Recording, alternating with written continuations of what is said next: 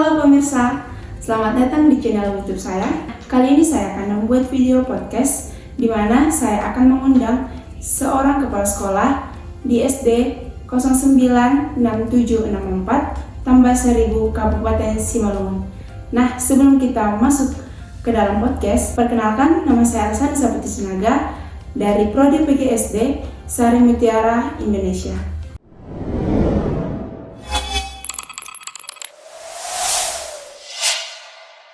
Baik, ini waktunya kita akan mengundang tamu undangan kita. Baik, ada Ibu, kami persilakan masuk. Selamat datang Ibu di podcast saya. Baik, silakan duduk Ibu. Baik teman-teman, sebelum kita masuk ke dalam podcast, kita terlebih dahulu untuk meminta Ibu kepala sekolah untuk memperkenalkan dirinya. Baik Ibu, kami persilakan. Ya, saya perkenalkan diri saya sebagai tamu di acara ini. Nama saya Sintarina Sinaga SPD sebagai kepala sekolah di SD 096764 tambah 1000. Baik teman-teman, tanpa berlama-lama lagi, kita akan memberikan Ibu pertanyaan dan kita akan meminta jawaban yang lebih aktif dan relatif dari Ibunya. Apakah Ibu siap? Siap. Baik teman-teman. Baik Ibu, di sini kita akan masuk ke pertanyaan pertama, di mana pertanyaan kita itu membahas tentang hakikat strategi pembelajaran. Di mana kita tahu strategi pembelajaran dalam SD itu untuk memulai pelajaran di kelas itu sangat penting. Nah, di sini saya ingin bertanya kepada Ibu, menurut Ibu apakah itu hakikat pembelajaran sejauh ini menurut Ibu dalam mengajar anak SD? Ya, terima kasih. Hakikat pembelajaran itu adalah hakikat strategi ya. Strategi pembelajaran itu adalah merupakan fondasi yang paling utama dalam proses belajar mengajar, karena itu merupakan jalan ya, menentukan apa tujuan ketika kita masuk ke dalam kelas. Jadi strategi pembelajaran itu dikatakan cara bagaimana guru itu memulai pembelajaran, bagaimana guru itu mengelola pembelajaran yang kemudian bagaimana memilih metode. Terakhir adalah bagaimana seorang guru itu mengevaluasi hasil belajar siswa. Jadi strategi pembelajaran itu adalah perencanaan ya. Direncanakanlah bagaimana memulai pelajaran itu, bagaimana dia sampai akhirnya nanti mengevaluasi anak didik. Jadi itu sangat penting sekali, karena ketika kita masuk ke dalam kelas, jangan asal masuk aja. Ujung-ujungnya anak-anak itu jadi bingung gitu, tidak fokus atau bahkan cepat bosan. Karena tadi kita guru kurang adanya perencanaan ya pembelajaran ke dalam kelas. Jadi itu sangat penting sekali. Jadi intinya hakikat strategi pembelajaran itu adalah upaya sadar dan terencana bagi guru untuk menciptakan pembelajaran yang efektif, menyenangkan dan bermakna bagi siswa. Baik Ibu, dimana tadi kita tahu di strategi pembelajaran itu sangat penting untuk guru supaya memulai pembelajaran itu lebih efektif dan membuat pembelajaran itu lebih bermakna bagi siswa. Nah, menurut Ibu, kita di sini akan membahas tentang tujuan pembelajaran di sekolah dasar. Menurut Ibu, apakah yang dimaksud dengan tujuan pembelajaran itu di sekolah dasar? Tujuan utamanya ya sebenarnya sangat mendasar. Maksudnya sangat penting sekali, karena anak-anak ketika guru itu mengajar atau memberikan pelajaran ke anak-anak itu bukan hanya untuk mendapatkan nilainya contohnya 100 atau 90 dan lain sebagainya. Tetapi ketika kita memberikan pembelajaran kepada anak-anak, kita juga dituntut untuk membangun perkembangan anak. Perkembangan anak di sini maksudnya ada perkembangan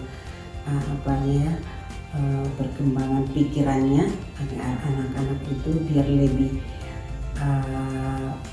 baik nanti ketika umurnya juga bertambah. Jadi bukan hanya tahu dia berhitung, bukan hanya tahu membaca atau tahu menulis, bukan hanya di situ, tetapi di sini agar anak-anak itu anak-anak itu mengalami perkembangan yang baik. Artinya gini, seorang anak kan anak-anak ada kadang yang pendiam. Jadi ketika anak-anak itu pendiam, kita mendalami kenapa gini anak-anak ini, kira-kira gitu. Jadi kemudian ada lagi anak-anak yang aktif, dia kalau memang dia nggak paham mau bertanya langsung. Jadi itulah yang harus kita kembangkan untuk anak-anak, agar anak-anak itu ketika dia tidak tahu, dia jangan takut untuk bertanya, kira-kira begitu ya. Jadi ketika anak-anak yang aktif itu tadi jangan juga terlalu aktif sehingga dia bisa mengganggu temannya.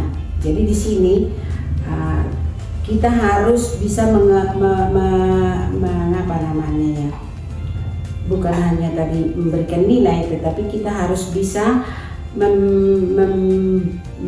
membantu perkembangan jiwa anak agar anak itu ya lebih baik, atau agar karakter anak itu lebih bagus.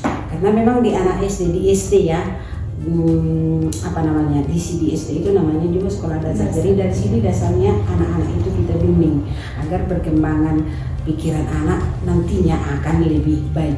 Bukan hanya sekedar pintar saja, bisa ini, bisa bahasa ini, bisa begini dan lain sebagainya.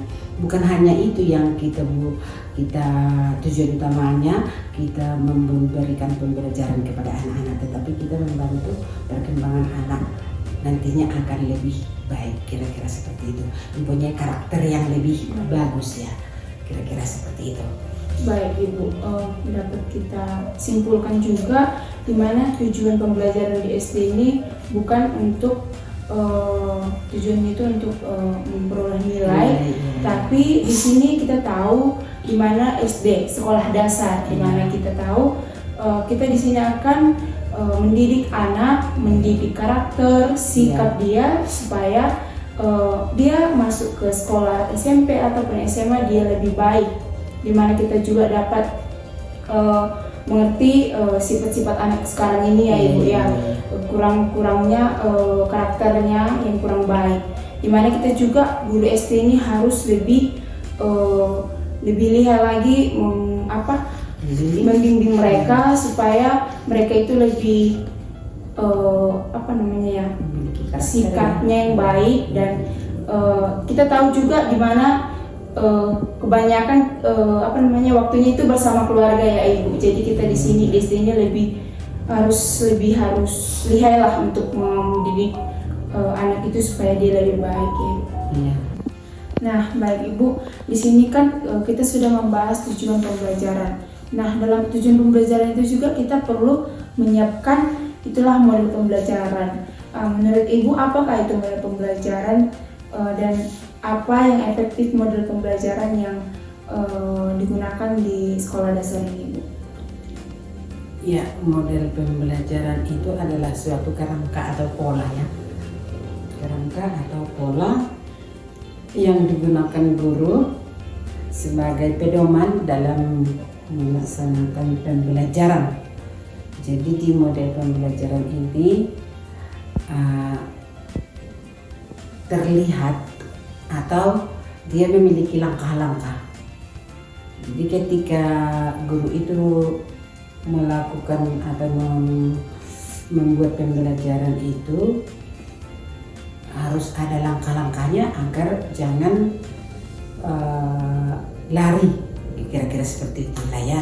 Jadi dengan adanya model pembelajaran ini, guru itu tidak mengajar asal saja, tetapi guru itu mengikuti alur yang jelas, bagaimana dia membuka, bagaimana dia melibatkan siswa, bagaimana dia menutup pembelajaran.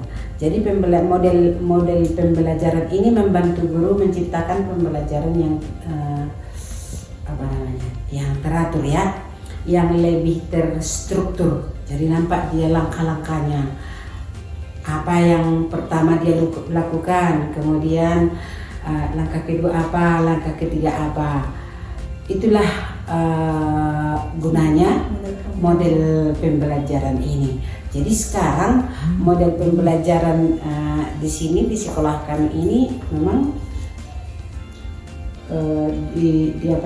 memang ada ya model pembelajarannya.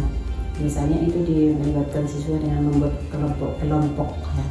Jadi karena di sini memang muridnya nggak banyak kali, jadi memang tetap dibuat kelompok-kelompok, cuma hanya mungkin terdiri dari 3 orang satu kelompok kecil lah istilahnya.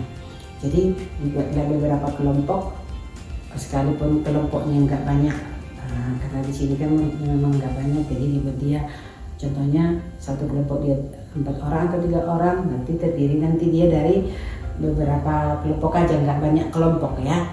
Jadi ini memang sekarang kan pembelajaran tematik, artinya pembelajaran tematik itu dalam satu pembelajaran itu sudah mencakup pembelajaran yang lain gitu. Jadi kan sehingga pembelajaran itu tidak terpisah-pisah. Sekali membuat pembelajaran sudah mencakup beberapa mata pelajaran yang lain, kira-kira seperti itu. Jadi model-model pembelajaran sekarang ini memang lebih menarik ya untuk anak-anak sekarang ya. Lagi tadi anak-anak kan sukanya ya seperti itu lebih kalau sama temannya kan dia suka ngomong gitu ya, kalau sama gurunya bukan, ditanya guru aja dia mau diam. Jadi kalau dibuat dari kelompok-kelompok kecil seperti itu mungkin dia lebih terbuka, lebih terbiasa berbicara dengan temannya, saling bertanya, menyelesaikan masalah, kira-kira seperti itu. Baik, dapat disimpulkan di mana model pembelajaran ini sangat penting ya Ibu ya. Di mana model pembelajaran ini biasanya dirancang berdasarkan teori pendidikan yang berlaku seperti saat ini kita tahu kurikulum Merdeka ya. Di mana juga tadi model pembelajaran yang dipakai di SD itu cooperative learning, kooperatif. Di mana kooperatif ini membuat kelompok-kelompok kecil, di mana juga peserta itu juga dibuat menjadi lebih luas untuk berkomunikasi dengan temannya, memecahkan masalah dan membuat aktif. Iya Ibu. Baik, selanjutnya kita sudah mempelajari model-model pembelajaran. Nah, di sini kita masuk ke prosedur pembelajaran Ibu. Menurut Ibu, apa saja sih tahap-tahapan yang terpenting untuk prosedur pembelajaran ini? Ya, prosedur namanya pun prosedur ya. Jadi kalau prosedur pembelajaran di sini itu ada tahap-tahapannya. Ada tahapan pendahuluan. Ketika di tahapan pendahuluan ini, guru itu atau kita sebagai guru kita memulai dengan cara menyapa anak-anak ya. Kemudian biasa ya kalau di kelas itu ada daftar hadirnya ya, kita cek ya daftar hadir anak-anak, siapa yang hadir, siapa yang tidak hadir, kira-kira seperti itu. Kemudian sekarang ada juga bagi-bagi guru-guru yang lebih kreatif, ada ice breaking ya. Nah, itu memang lebih bagus untuk memotivasi anak-anak biar lebih semangat, kira-kira seperti itu. Itulah yang kita lakukan pada tahap pertama. Kemudian pada tahap pertama ini juga, atau dikatakan itu tadi tahap pendahuluan, kita harus ketika kita membuka pembelajaran itu kita harus mengaitkan pembelajaran sebelumnya. Itu gunanya untuk membuka ingatan anak-anak ke pelajaran yang lewat ya. Jadi kan memang anak-anak kan kalau udah lewat, ditanya bisa pelajaran apa hari ini nggak diingat. Jadi gunanya itu tadi ya untuk mengingatkan anak-anak untuk pelajaran yang lewat. Itu kita lakukan ketika kita memulai pendahuluannya. Itu tahap yang pertama ya. Kemudian tahap yang kedua itu adalah tahap intinya ya. Di inti ini disinilah kita menjelaskan pelajaran yang kita pelajari pada saat itu. Kira-kira seperti itu. Di sini kita memperluas dengan cara dengan menggunakan metode-metode yang lebih efektif. Jadi kemudian ada tahap akhir atau tahap penutupannya. Di sini kita melakukan evaluasi. Bagaimana kita mengevaluasi apa? Kira-kira seperti itu. Kita mengevaluasi pembelajaran yang sudah kita sampaikan di inti itu tadi, apakah sudah tercapai atau belum? Nah, itu tujuannya. Tujuan dievaluasi ini adalah menilai atau mengevaluasi apakah anak-anak itu bisa atau tidak, atau kita sudah berhasil apa enggak gitu, kira-kira gurunya ya, berhasil apa enggak kita di pelajaran ini. Itu gunanya tadi di tahap akhir ini, dengan cara membuat pertanyaan-pertanyaan yang tetap tidak lari dari pembelajaran di inti tadi, kira-kira seperti itu. Baik, dapat kita simpulkan prosedur pembelajaran ini sangat penting ya Ibu, dimana tadi kita tahu ada 3 tahap prosedur pembelajaran itu, pendahuluan, inti, dan penutup. Dimana kita juga perlu menyusun ini supaya pembelajaran itu lebih terarah dan peserta didik juga lebih lebih rajin lah untuk belajar ke depannya, lebih aktif juga, dan mereka dapat meningkatkan motivasi belajarnya itu lebih tinggi lagi ya Ibu ya. Baik Ibu. Nah, kita tadi sudah membahas tentang prosedur pembelajaran. Nah, dalam prosedur pembelajaran ini juga ada metode pembelajaran. Nah, biasanya pada kalangan SD itu metode apa sih nih Bu yang cocok digunakan, dan metode itu apa sih gitu Bu? Metode itu adalah cara yang digunakan oleh guru. Bagaimana cara, apalah yang akan dilakukan guru, bagaimana cara menyampaikan agar anak-anak itu lebih mudah memahami pembelajaran yang diberikan oleh guru. Jadi kalau di SD biasanya lebih yang pertama itu yang ceramah ya. Artinya di ceramah ini kita menerangkan, kemudian setelah kita terangkan bisa ada kita buat lagi tambahan metode agar siswa aktif, jangan guru aja, karena pada umumnya kalau metode ceramah ini kan yang aktif kan gurunya. Jadi tambahannya agar anak-anak juga ikut aktif, dilibatkan anak-anak, kita buat lagi metode yang lain. Contohnya ya metode sekarang ada katanya metode belajar sambil bermain ya. Jadi memang iya juga sih dibuat ya seperti berupa permainan, contohnya di kelas 1 menghitungnya 1, 2, 3. Jadi juga permainannya agar anak-anak itu lebih ingat. Nah, kemudian juga kalau di kelas 1 contohnya mengenal huruf-huruf yang berbentuk bebek itu apa gitu ya, yang perutnya ke depan itu apa, kira-kira seperti itu. Itu dilakukan sambil bermain ya, agar anak-anak itu jangan hanya mendengarkan aja, karena kalau hanya mendengarkan aja anak itu jadi bosan ya. Itulah perlunya tadi metode itu. Makanya ketika kita masuk ke dalam kelas, kita sudah pikirkan ini pelajaran apa kira-kira gitu kan. Enggak semua metode semua pembelajaran mempunyai metode yang sama. Jadi kita sudah menyiapkan tadi sama itu seperti strategi itu ya, sudah kita buat perencanaannya, kita gunakan metode yang cocok sesuai dengan pembelajaran yang akan kita sampaikan. Kira-kira seperti itu. Baik, dapat disimpulkan juga metode pembelajaran ini bukan sekedar formalitas aja ya Ibu, di mana metode pembelajaran ini juga harus mencapai tujuan pembelajaran. Di mana juga tadi metode pembelajaran ini dapat kita kaitkan dengan bermain sambil belajar, di mana bukan hanya fokus kepada guru, tapi siswa juga dilibatkan untuk aktif dalam kelas, jadi supaya mereka lebih gampang mengingat pembelajaran hari ini dan lebih gampang juga untuk mengingat jikalau mereka ketika ujian ya Ibu ya. Jadi banyak metode-metode memang yang bisa kita gunakan, ya seperti itu tadi ceramah, diskusi, tanya jawab, melakukan demonstrasi.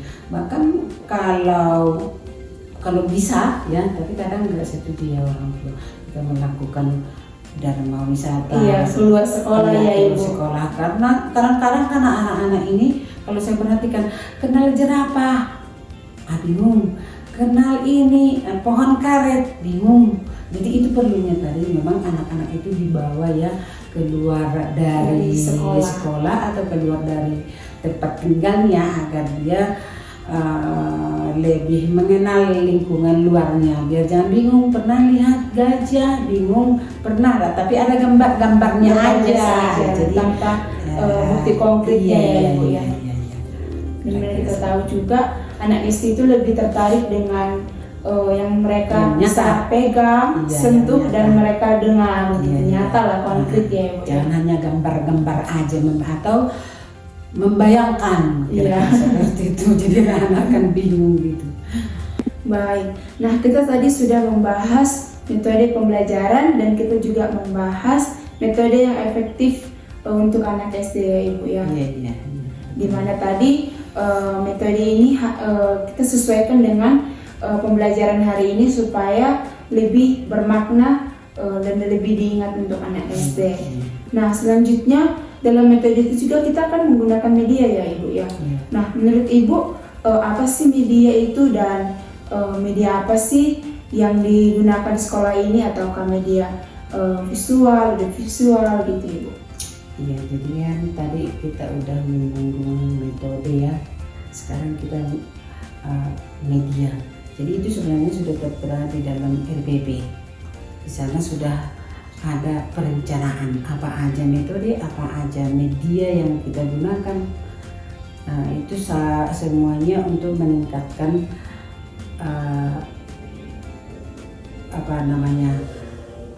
keaktifan anak-anak juga, biar anak-anak tidak bosan dan anak-anak itu lebih aktif. Jadi untuk media ini memang media ini adalah alat ya, alat bantu untuk menyampaikan pembelajaran agar anak-anak itu lebih tanggap atau lebih mengingat pembelajaran yang kita sampaikan. Jadi sekarang ini memang banyak upaya dari pemerintah untuk meningkatkan meningkatkan pemahaman siswa. Iya. Makanya pemerintah menyalurkan alat-alat ke sekolah-sekolah ya, baik itu yang namanya audio ya, berupa audio atau video atau apalah, alat-alat ini sudah dipergunakan ke sekolah-sekolah. Makanya ada yang pakai slide ya, jadi fokus ya. Jadi dengan menggunakan seperti itu, anak-anak itu merasa lebih tertarik ya. Kalau ada seperti itu, melihat gambar-gambar animasi. Jadi sekarang seandainya pun itu nggak ada disalurkan pemerintah, sebenarnya anak-anak sekarang atau guru-guru muda sekarang itu sudah lebih kreatif ya untuk menyediakan itu untuk anak-anaknya, anak-anak didik. agar anak-anak didik itu lebih senang atau lebih aktif atau lebih anak-anak itu merasa lebih tertarik. Jadi sekarang udah banyak di gadget itu bagaimana agar anak-anak itu tertarik akan pelajaran yang akan kita sampaikan. Ada ya itu tadi, ada video, ada ya segala macam lah. Memang seperti itulah, karena kan memang zamannya anak-anak atau orang-orang sudah lebih tertarik ya sama hal-hal yang seperti itu. Jadi sebenarnya untuk guru-guru muda itu haruslah dipergunakan agar anak-anak itu tertarik akan belajar, bukan seperti yang tua-tua dulu disuruh menghafal. Bisa juga, tapi sekarang disuruh menghafal, jangankan menghafal, baru diucapkan udah nggak ingat lagi. Karena apa? Memori orang itu mungkin udah lebih penuh. Jadi memang paslah rencana pemerintah menyediakan media-media pembelajaran ke sekolah-sekolah, agar memang media itu alat bantu ya, membantu guru untuk menyampaikan materi bagi anak-anak ya. Baik. Seperti itu. Salah satunya seperti ini ya Bu, seperti buku ini teman-teman. Dapat kita lihat di sini pemerintah menyalurkan buku untuk memudahkan guru menyampaikan materi ya Bu. Nah, dapat disimpulkan media itu merupakan alat bantu guru menyampaikan materi supaya anak-anak itu lebih mengingat dan lebih terkesan untuk belajarnya gitu ya Ibu ya. Nah, selanjutnya kita juga tahu tadi manfaat media itu supaya mereka lebih senang gitu belajarnya Ibu, lebih aktif dan lebih fokus ya, lebih tertarik, kira-kira seperti itu. Baik Ibu. Nah, ini merupakan tahap akhir dalam podcast kita ini ya Ibu ya. Nah, dimana kita sudah menyinggung semua hakikat-hakikat strategi pembelajaran di SD, mulai dari prosedur, media ataupun metode. Dan kita perlu tahu juga ini sangat penting dilaksanakan sekolah dasar, di mana kita tahu sekolah dasar dan ini menjadi dasar untuk kita mengajari anak-anak SD lebih kreatif dalam kognitif ataupun akademik ya Ibu ya. Nah, di sini saya meminta nih, apa sih harapan Ibu untuk kami sebagai calon guru kedepannya, dan apa yang menjadi moto Ibu sebagai moto yang Ibu berikan untuk kami gitu. Ya, seperti saya singgung tadi ya, harapan kami, contohnya saya yang sudah tua ini, harapan untuk anak generasi muda, penerus guru-guru yang sudah tua, harapan agar guru-guru kedepannya lebih kreatif, menciptakan itu tadi metode media agar anak-anak itu lebih tertarik, karena beda ya sama kami yang tua dulu, nggak ada itu gadget atau apalah segala macam, tapi bisa juga menciptakan suasana belajar yang ya aktif gitu, sekalipun menggunakan media tidak seperti sekarang ini yang disalurkan pemerintah untuk bisa dipergunakan dalam pembelajaran. Jadi selain media-media yang disediakan pemerintah, ya guru-guru itu tadi lebih kreatif lah, menciptakan menciptakan suasana pembelajaran agar lebih menarik, lebih menarik, karena anak-anak sukanya yang menarik lah, supaya mereka terkesan, biar mereka terkesan dan bisa mengingat. Mungkin dengan cara seperti itulah anak-anak bisa mengingat pembelajaran itu ya. Jadi itulah harapannya, agar generasi muda kedepannya, guru-guru muda kedepannya lebih kreatif mencari media-media yang lain, jangan hanya media-media yang disediakan oleh pemerintah ya. Kemudian ya kami yang tua-tua ini apalah ya namanya, kalau saya tujuan apapun yang kita pakai, metode atau media apapun yang kita pakai, tujuannya hanya satu. Tujuannya selain akademik itu tadi, tujuan kita adalah membangun karakter anak didik. Jadi seandainya pun mereka nanti tamat ataupun saya sebentar lagi pensiun, udah saya nampak ya karakternya ini sudah begini, sudah ini begini, berubah seperti itu, jadi karakter yang lebih baik. Jadi itulah tadi agar murid itu atau siswa itu lebih tertarik terhadap pembelajaran.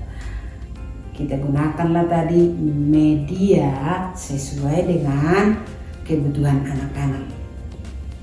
Jadi seperti saya katakan itu juga harapan saya itu tadi sudah saya sampaikan agar guru itu lebih kreatif. Kemudian tadi seperti saya katakan membangun karakter anak di sekolah dasar, itulah yang paling penting.